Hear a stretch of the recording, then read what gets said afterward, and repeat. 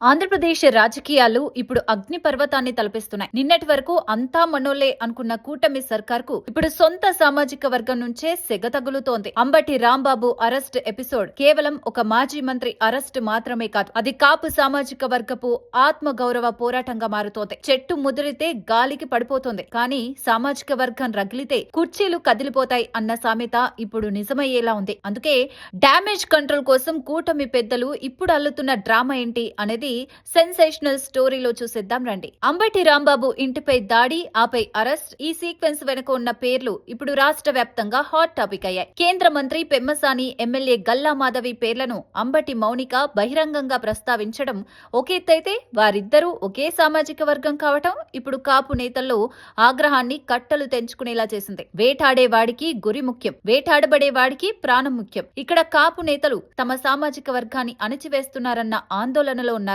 ఇవన్నీ ఒక ఎత్తైతే, జనసేనాని డిప్యూటీ సీఎం పవన్ కళ్యాణ్ పరిస్థితి ఇప్పుడు ముందు నుయ్యి వెనక గొయ్యిలా తయారైంది. 2024 ఎన్నికల్లో కాపులు బ్రహ్మరథం పట్టి పవన్ ను గెలిపిస్తే ఇప్పుడు అదే సామాజిక వర్గ నేతలు ఆయన్ని పచ్చి బూతులు తిట్టే పరిస్థితి ఎందుకొచ్చింది? ముద్రగడ పద్మనాభం వంటి నేతలు గతంలో కాపు ఆశయాల కోసం నిలబడితే పవన్ తన ఓటు బ్యాంకును చంద్రబాబు దగ్గర తాకట్టు పెట్టారన్న వైసీపీ విమర్శలు ఇప్పుడు గ్రౌండ్ లెవెల్లో కాపులకు చేరుతున్నాయి. ముఖ్యంగా అంబటి అరెస్ట్ సమయంలో పవన్ మౌనం వహించడం కాపు నేతలను మరింత దూరం చేస్తోంది. సరిగ్గా ఇదే గ్యాప్ ను వైసీపీ పక్కాగా వాడుకుంటోంది. వైసీపీ పెద్దలు జిల్లాలోని కాపు నేతలకు ఫోన్లు చేసి మరీ టచ్ లోకి వెళ్తున్నారు. పవన్ మిమ్మల్ని పట్టించుకోకపోయినా మేమున్నాం అనే భరోసా ఇస్తున్నారు. అంబటి అరెస్ట్ సమయంలో జరిగిన భారీ ర్యాలీయే దీనికి నిదర్శనం. రాష్ట్ర రాజకీయాల్లో ఇప్పుడు ఒకటే నినాదం వినిపిస్తోంది, కాపులంతా ఒకటే. అంబటి రాంబాబు అరెస్ట్ తర్వాత రాజమండ్రి జైలు ముందు జరిగిన పరిణామాలు చూస్తుంటే కూటమి ప్రభుత్వానికి నిద్రలేని రాత్రులు మొదలయ్యాయని చెప్పాలి. రాష్ట్ర వ్యాప్తంగా ఉన్న కాపు సామాజిక వర్గ పెద్దలు,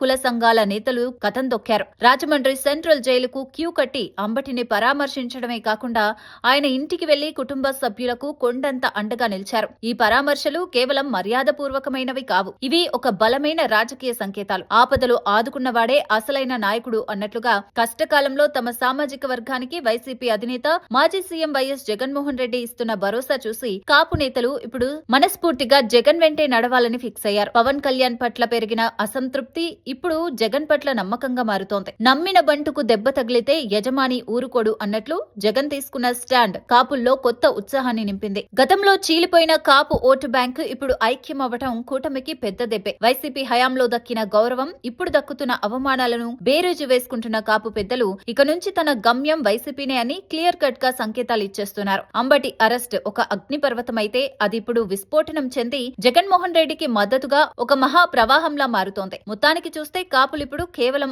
ఓటర్లుగా కాదు, ఒక డిసైడింగ్ ఫ్యాక్టర్ గా కూటమికి దూరం జరుగుతున్నారన్నది నగ్న సత్యం. ఈ భారీ వ్యతిరేకతను తుడిచిపెట్టాలంటే మాటలు సరిపోవు, చేతలు కావాలి. అందుకే కూటమి పెద్దలు ఇప్పుడు చేస్తున్నదేమిటి? జనాల నోళ్లలో పదే పదే మెదులుతున్న ఈ ఇష్యూను డైవర్ట్ చేయడానికి కాపు సామాజిక వర్గం మెచ్చుకునేలా అర్జెంట్ గా ఏదో ఒకటి చేయాలని CM Chandrababu, deputy CM Pawan Kalyan fix అయ్యారట. ఇంతకీ ఏమిటా ప్లాన్? కాపు సామాజిక వర్గం పేరు వినగానే గుర్తొచ్చే మొట్టమొదటి పేరు నిప్పు కణిక లాంటి వ్యక్తిత్వం వంగవీటి మోహనరంగ. ఆయనను టీడీపీ హయాంలోనే అత్యంత దారుణంగా పొట్టనబెట్టుకున్నారనేది చేదు నిజం. ఆ చేదు జ్ఞాపకాలు ఇప్పుడు అప్రస్తుతమైన రంగా పేరును మాత్రం సమయం సందర్భాన్ని బట్టి టీడీపీ, జనసేన పార్టీలు తమ రాజకీయ అవసరాల కోసం గట్టిగానే వాడుకుంటున్నాయి. సరిగ్గా ఇప్పుడు కాపుల్లో పెరుగుతున్న వ్యతిరేకతను చల్లార్చడానికి అంతకు మించి రంగా బ్రాండ్ ను వాడేయాల్సిన సమయం ఆసన్నమైందని కూటమి పెద్దలు గట్టిగా ఫిక్స్ అయ్యారు. ఈ క్రమంలోనే వంగవీటి రాధాకృష్ణ పేరును అత్యంత వ్యూహాత్మకంగా తెరపైకి తెచ్చారు. ఇన్నాళ్లు రాధను పట్టించుకున్న నాదుడే లేడు, కనీసం ఎన్నికల్లో పోటీ చేసే ఛాన్స్ ఇవ్వలేదు. పోనీ గౌరవంగా ఎమ్మెల్సీ అన్నా ఇచ్చారా